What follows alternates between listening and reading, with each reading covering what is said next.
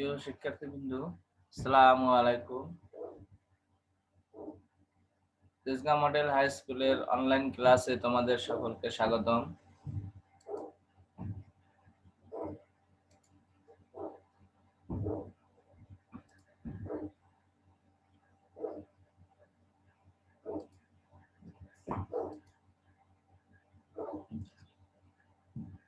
আজকে আমরা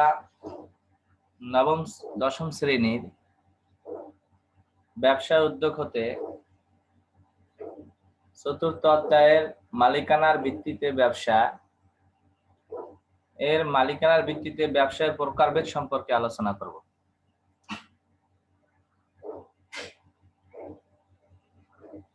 মালিকানা ভিত্তিতে যে সকল ব্যবসা পরিচালিত হয় সেই সকল ব্যবসায়ের কে আমরা যে সকল ভাগে বিভক্ত করে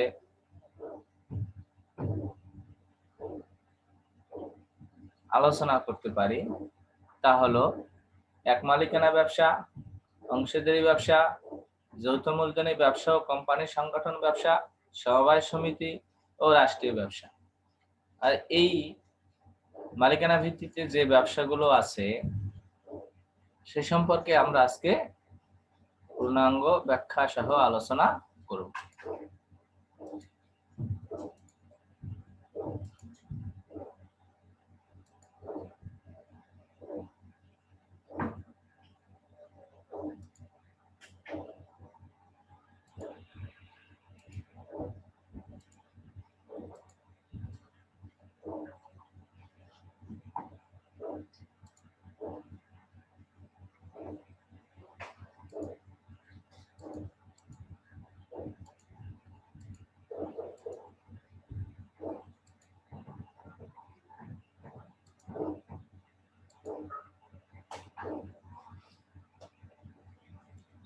তাহলে মালিকানা ভিত্তিতে ব্যবসাকে যে সকল ভাবে বিভক্ত করা যায় তার মধ্যে প্রথম হচ্ছে কি এক মালিকানা ব্যবসা। তাহলে এক মালিকানা ব্যবসা বলতে আমরা কি বুঝি? অর্থাৎ যে মালিকানার একক ভাবে পরিচালিত হয়, অর্থাৎ ওই ব্যবসায়ের মূলধন একা বিনিয়োগ করেন, একা পরিচালনা করেন, ব্যবসা হতে মুনাফা একা ভোগ করেন এবং ব্যবসায়ের ঝুঁকি একা বহন করেন। অর্থাৎ ওই ব্যবসায়ের কোনো অংশ অন্যকে ভাগ বহন করতে হয় না, তাকে অংশীদারি ব্যবসা, একক ব্যবসা বলে। আমরা অন্যভাবে বলতে পারি নিজেই নিজের ব্যবসা পরিচালনা করা, মুনাফা অর্জন করা, মুনাফা ভোগ করা এবং পরিচালনা করাকেই এক মালিকানা ব্যবসা বলে। এক মালিকানা ব্যবসার ভিতরে আমরা যে সকল ব্যবসাগুলো লক্ষ্য করতে পারি, মুদির দোকান, চায়ের দোকান, ছোট ছোট কাপড়ের দোকান, অর্থাৎ সে নিজেই ব্যবসার উদ্যোক্তা এবং নিজেই এই ব্যবসা পরিচালনা করেন। প্রয়োজনে সে দুই একজন বেতনভুক্ত কর্মচারী নিয়ে ব্যবসা পরিচালনা করতে পারে। এই ব্যবসার মূল সুবিধা হইল যে ব্যবসায় মুনাফা অন্য কাউকে ভাগ দিতে হয় না, সে নিজেই মুনাফা ভোগ করে। এবং নেতিবাচক দিক হচ্ছে এই ব্যবসায়ের ঝুঁকি সে তাকে নিজেকেই বহন করতে হয়, এই ব্যবসার ঝুঁকি অন্য কেউ বহন করবে না।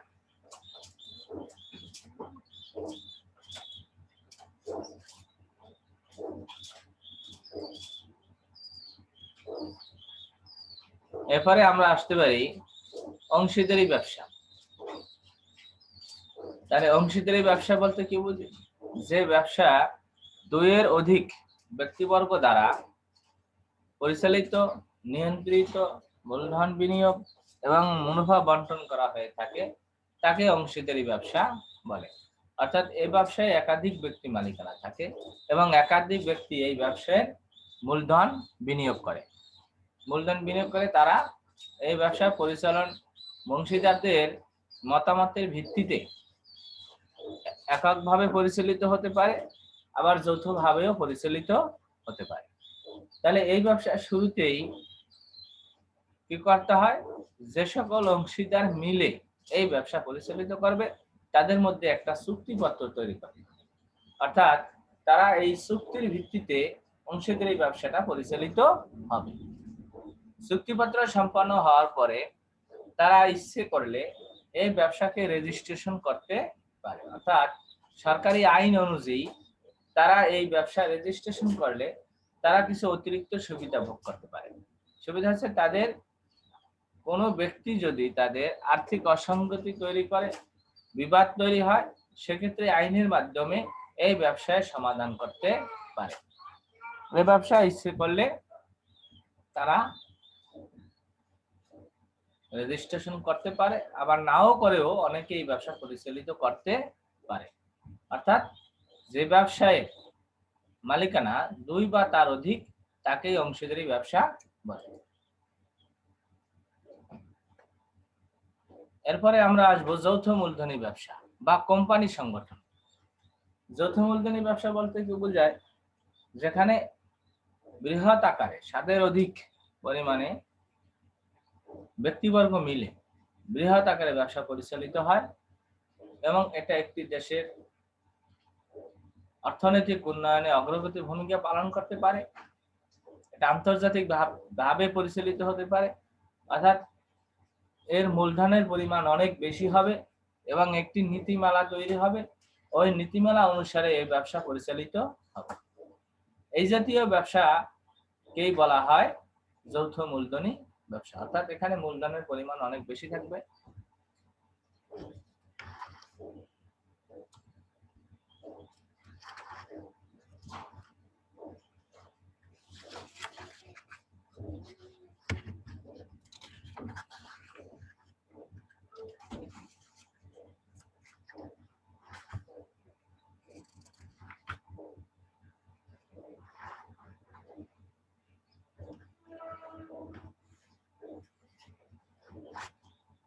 যৌথ মূলধনী কোম্পানির একটি আইন সৃষ্ট ব্যবসা সংগঠন। দেশের পরিচালিত কোম্পানি আইনের আওতায় এই ব্যবসা গঠিত হয়। আইনের প্রক্রিয়া অধীনে হয় বলে এর গঠন বেশ জটিল ও আনুষ্ঠানিকতাপূর্ণ। তাই আইন অনুযায়ী এর সদস্য সংখ্যা নির্ধারিত। প্রাইভেট লিমিটেড কোম্পানির ক্ষেত্রে সর্বনিম্ন 2 জন এবং সর্বোচ্চ 50 জন, এবং পাবলিক লিমিটেড কোম্পানির ক্ষেত্রে সর্বনিম্ন 7 জন এবং সর্বোচ্চ সংখ্যা 2 শেয়ার সংখ্যা দ্বারা সীমাবদ্ধ। কোম্পানি ব্যবসার একটি স্বেচ্ছাসেবকমূলক প্রতিষ্ঠান। কোম্পানির ব্যবসা শুরুতে আগ্রহী কিছু সংখ্যক ব্যক্তি স্বেচ্ছায় সংঘবদ্ধ হয়ে কোম্পানি সংগঠন করে, তবে সদস্যের কেউ ইচ্ছা করলে শেয়ার হস্তান্তরের মাধ্যমে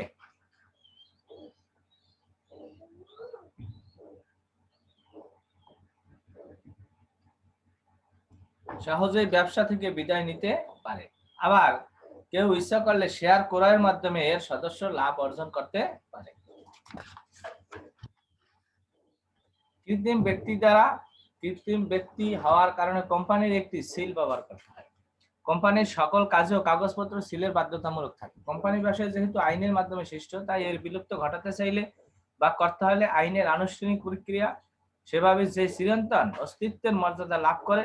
কোন শেয়ার হোল্ডারদের মৃত্যু, দেউলিয়া বা শেয়ার হস্তান্তরের মাধ্যমে কোম্পানি বিলয় সাধন করা হয় না। যৌথ মূলধনী কোম্পানির ক্ষেত্রে আরো অনেকগুলো নিয়ম কানুন আছে যেগুলো অনুসরণ করে এই ব্যবসা পরিচালিত। এরপরে 4-এ আমরা আসি সমবায় সমিতি। সমবায় সমিতি হচ্ছে কি, এর মূল প্রতিপাদ্য বিষয় হচ্ছে সকলে আমরা সকলের তরে, প্রত্যেকে আমরা পরের তরে।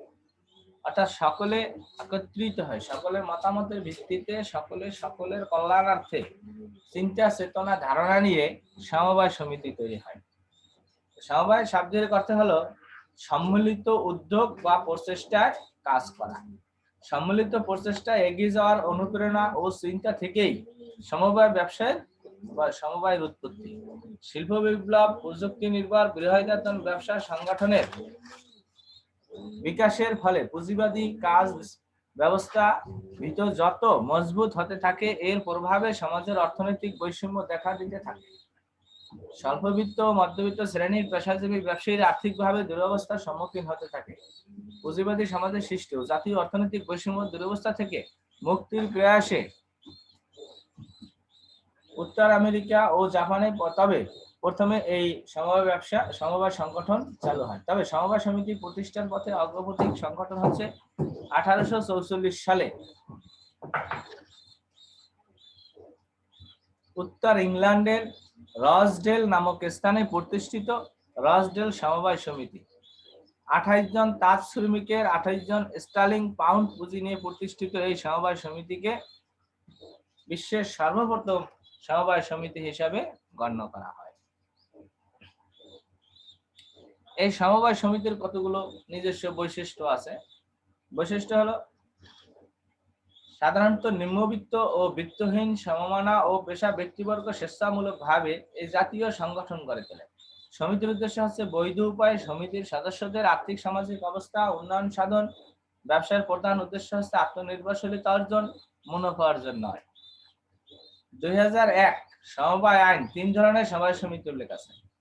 সেগুলো হলো প্রাথমিক সমবায় সমিতি, যার সদস্য সংখ্যা হবে ন্যূনতম 20 জন। একক ব্যক্তি ও যাহার উদ্দেশ্য হবে বৈধ উপায়ে সমিতির সদস্যদের সামাজিক অবস্থা উন্নয়ন। সর্বাধিক সদস্যদের সংখ্যা নির্দিষ্ট করে বলা হয়নি এই আইনের ভিতরে। কেন্দ্রীয় সমবায় সমিতি, যার সদস্য হবে অন্তত 10টি। প্রাথমিক সমবায় সমিতি এবং উদ্দেশ্য হবে উক্ত সদস্য সমিতিগুলোর কার্যক্রম সুষ্ঠুভাবে পরিচালনায় সহায়তা প্রদান এবং সমন্বয় সাধন। নিবন্ধনের জন্য 1000 টাকা ট্রেজারি চালান এবং জাতীয় সমবায় সমিতি নিবন্ধনের জন্য 5000 টাকা ট্রেজারি চালান আবেদনপত্র সহিত জমা দিতে হবে। নিবন্ধনের জন্য বিভিন্ন সমবায় সমিতির শেয়ার মূলধনের পরিমাণ নির্দিষ্ট করা আছে। দারিদ্র্য বিমোচনের লক্ষ্যে স্বেচ্ছায় ও সরকারি কর্মসূচির আওতায় গঠিত প্রাথমিক সমবায় সমিতি নিবন্ধনের জন্য কমপক্ষে 3000 টাকা ট্রেজারি কোঅপারেটিভ সোসাইটি ব্যতীত অন্য প্রাথমিক সমবায় নিবন্ধনের জন্য কমপক্ষে 20,000 টাকা, ক্রেডিট কোঅপারেটিভ সোসাইটি নিবন্ধনের জন্য কমপক্ষে 1 কোটি টাকা এবং স্থানীয় সমবায় সমিতি জাতীয় সমিতি নিবন্ধনের জন্য 1 লক্ষ টাকা পরিশোধ শেয়ার মূলধন করতে হবে। সমবায় সমিতির মূলনীতি। সমবায় সমিতির মূলনীতি ব্যবসায়ের প্রধান নীতি হচ্ছে সমমনা সমপেশা অর্থনৈতিক দিক থেকে সমশ্রেণীর লোকদের একতা। মূলত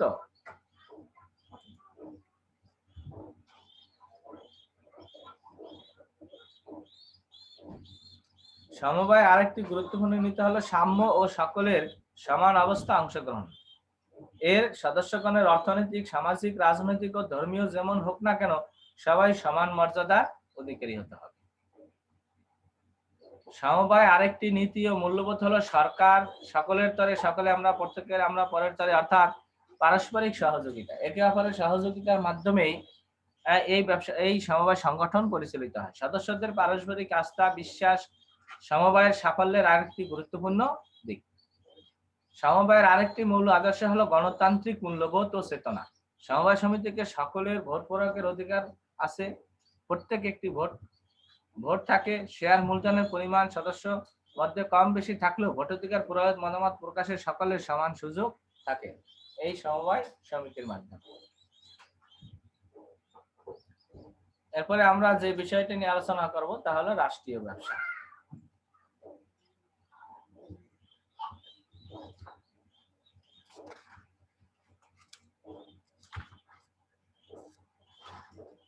উনিশশো 71 সালে 16 ডিসেম্বর স্বাধীনতা লাভের পর নতুন সরকার জনকল্যাণমুখী সুষম ন্যায়ভিত্তিক রাষ্ট্র প্রতিষ্ঠার লক্ষ্যে অনেকগুলো ব্যক্তি মালিকানাধীন শিল্প কারখানা, বাণিজ্যিক, আর্থিক ও বীমা প্রতিষ্ঠান জাতীয়করণ করে। সাথে সাথে রাষ্ট্রীয় মালিকানায় বেশি কিছু প্রতিষ্ঠান গড়ে তোলে। পরবর্তীতে অনেক প্রতিষ্ঠান ব্যক্তি মালিকানা ছেড়ে দিলেও এখনো অনেকগুলো রাষ্ট্রীয় ব্যবসা প্রতিষ্ঠান রয়েছে। নিম্নে বাংলাদেশের বেশ কিছু রাষ্ট্রীয় ব্যবসার ধরন, যেগুলো নিম্নে আমরা তালিকা অনুসারে আলোচনা করব। বাংলাদেশের রাসায়নিক শিল্প সংস্থা, বাংলাদেশের পাটকল শিল্প সংস্থা, বাংলাদেশের বিদ্যুৎ উন্নয়ন বোর্ড, বাংলাদেশ ব্যাংক, সড়ক পরিবহন, রেলওয়ে, পর্যটন, বিমান, আভ্যন্তরীণ জল পরিবহন ব্যবস্থা, বস্ত্রকল বা সংস্থা, টেলিফোন শিল্প সংস্থা, মেশিন টুলস ফ্যাক্টরি, টেলিভিশন বেতার, গ্যাস ট্রান্সমিশন কোম্পানি লিমিটেড, বীমা কর্পোরেশন, এগুলো হলো সরকারি বা রাষ্ট্রীয় ব্যবসা। তাহলে আমরা বুঝি যে সকল ব্যবসা প্রতিষ্ঠান সরকার নিয়ন্ত্রিত, পরিচালিত এবং নিয়ন্ত্রণের সরকারি সকল হস্তক্ষেপ করে থাকে, সেই সকল ব্যবসা প্রতিষ্ঠানকে রাষ্ট্রীয় ব্যবসা বলে। তাহলে আজকে আমরা যে বিষয়টি বললাম মালিকানা ভিত্তিক বা